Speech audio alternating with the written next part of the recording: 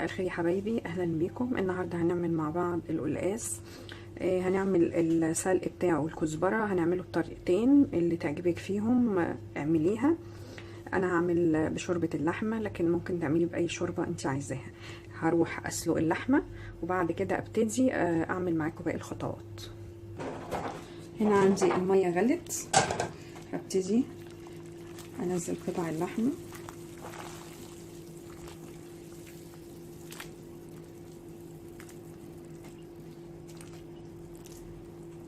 بالشكل ده كده. انا حطيت اللحمه تغلي ولما تظهر الريمه هبتدي اشيلها، وبعد كده احط البصل وورق اللورا والملح والفلفل الاسود. انا بحط الملح في بدايه اللحمه، مش بعد ما تستوي نص سوا ولا 3/4 سوا، لا بحطها في الاول عادي. نشيل الريمه ونعمل الشوربه بتاعتنا. كده احنا خلاص شلنا كل الريمه اللي على وش اللحمه بالشكل ده.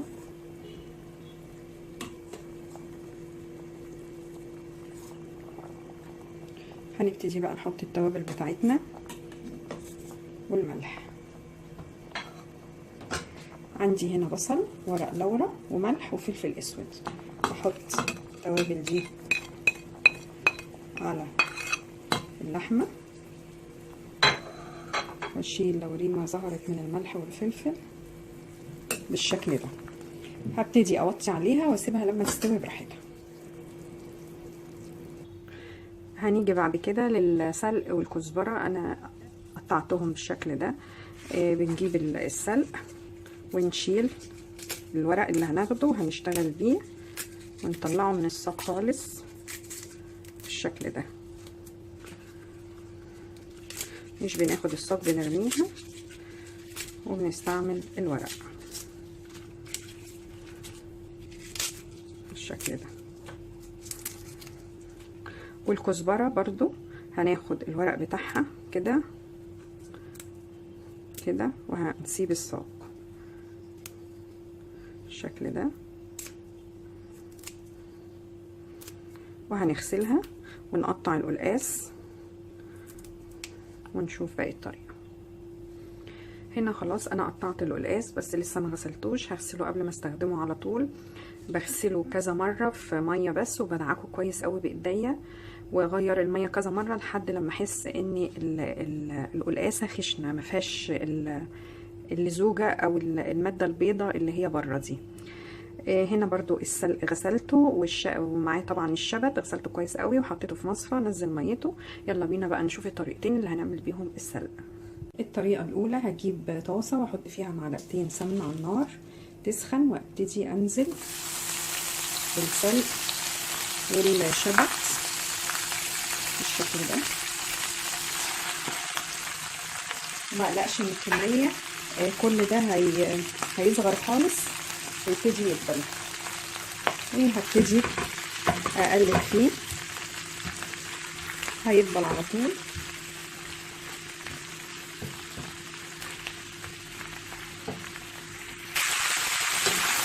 هنقلب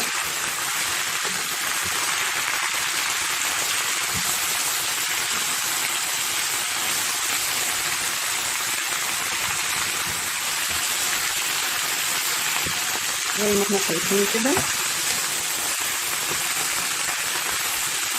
بصوا حجم قلة قد ايه.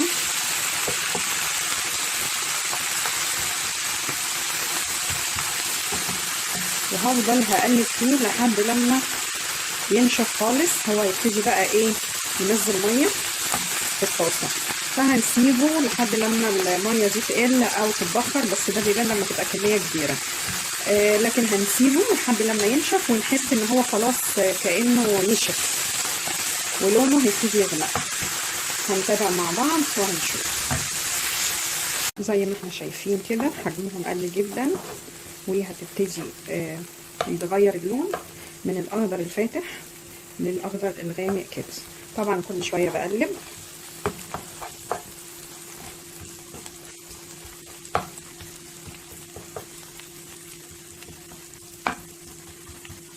وهنشوف اللون اللي هنوصل له. بصوا يا جماعه كده برضو غمق شويه بس لسه مش كله، وهنفضل نقلب فيه لحد لما كله يبقى لونه غامق، وزي ما احنا قلنا ما يبقاش كأنه متحمص، يعني يبقى كأنه متحمص. فاحنا هنفضل نقلب فيه وهنفرم الثوم وهنشوف هنحطه امتى.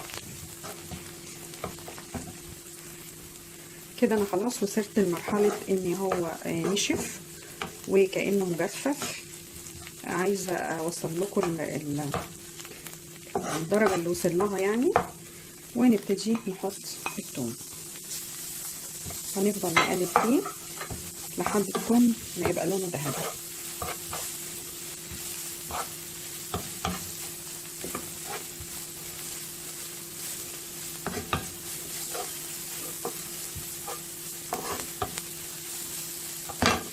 كده خلاص الثوم وصل للون اللي احنا عايزينه، وزي ما احنا شايفينها كده بصوا بقت عامله ازاي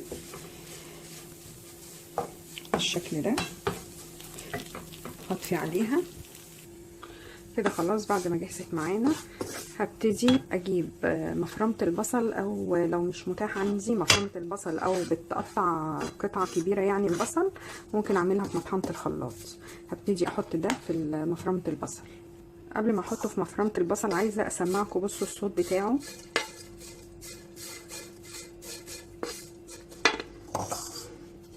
وده معناه ان هو جف خالص من الميه اللي فيه وكله بقى جاهز. احطه كله في مفرمه البصل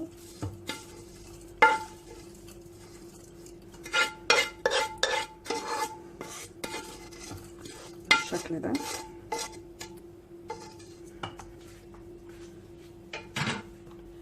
وابتدي افرمه، بس عشان الصوت هفرمه وارجع لكم. كده خلاص اتفرم ناعم. هبتدي انزله بالشكل ده.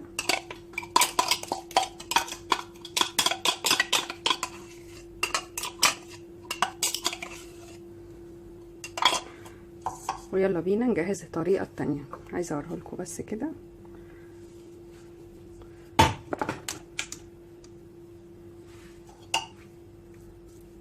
بصوا يا جماعه لونه اخضر غامق زي ما احنا شايفين. زمان كنا في الطاسه بعد ما بنخلصه بنفضل نهرس فيه كده بالشوكه، بس كان بياخد وقت يعني. فطبعا دلوقتي مفرمه البصل بقت بتقوم بالمهمه دي. يلا بينا نشوف الطريقه التانية.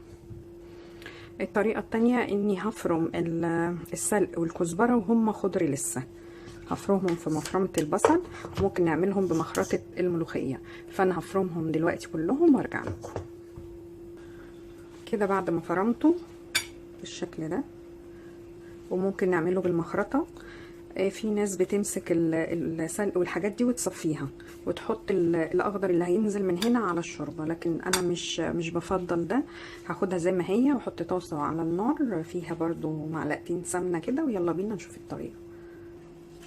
هنا السمنه سخنت، هنبتدي ننزل بالسلق بتاعنا.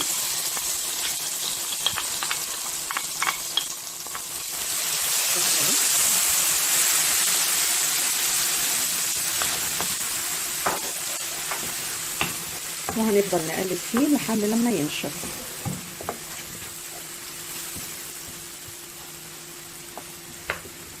هينزل ميه برضو لو كميه كبيره، وهتبتدي تتبخر بعد كده، وبعد كده يبتدي ينشف. وهنتابع برضو مع بعض، نتابع مع بعض ونشوف.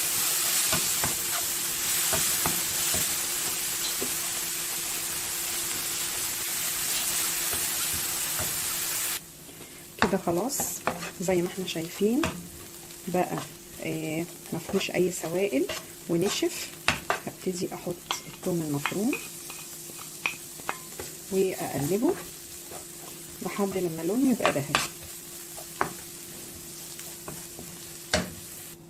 كده خلاص الثوم بقى تمام جاهز معانا. ممكن تحطيها كده، بس انا بفضل برضو ان احنا نطحنها في مفرمة البصل. وكده بقت جاهزة معانا. هنا اللحمة بتاعتي بعد ما استوت وطلعت منها الورق اللورا والبصل الحاجات اللي انا حطيتها فيها. وجبت القلقاس غسلته كويس قوي زي ما قلت لكم، هبتدي انزله في الشوربه. بعد ما القلقاس غلى هنبتدي نحط عصير نص ليمونه، هيخلي القلقاس ابيض مش هيغمق، وكمان هيمنع اي اللي هي الماده اللزجه اللي فيه انها تخرج. طبعا اللحمه كانت خلاص داخله على السوا، ممكن تطلعي اللحمه وتحمريها بره وتعملي في الشوربه، بس ممكن تعمليها على اي شوربه انت عايزاها. هوطي عليه واسيبه يستوي ونشوفه مع بعض. قبل ما احط السلق على القلقاس عايزه اوريكم دي اللي انا فرمتها الاول قبل ما احمرها، ورجعت فرمتها تاني، وصلنا تقريبا لنفس النتيجه. يلا بينا نحط السلقه على القلقاس. كده خلاص القلقاس بتاعي استوى، هبتدي احط السلق عليه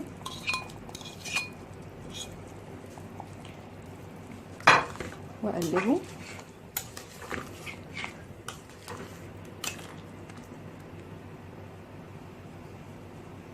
هيغلي دقيقتين واطفي عليه، وكده القلقاس بتاعنا بقى جاهز. كده القلقاس بتاعنا خلاص بقى جاهز. الطبقه اللي فوق بيبقى لونها اخضر غامق، لكن القلقاس ابيض وجميل جوه.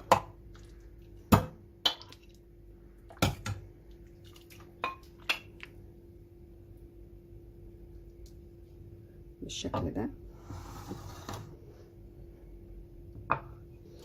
اتمنى تجربوه ان شاء الله يعجبكم، واذا عجبكم الفيديو ما تنسوناش في اللايك والشير والسبسكرايب.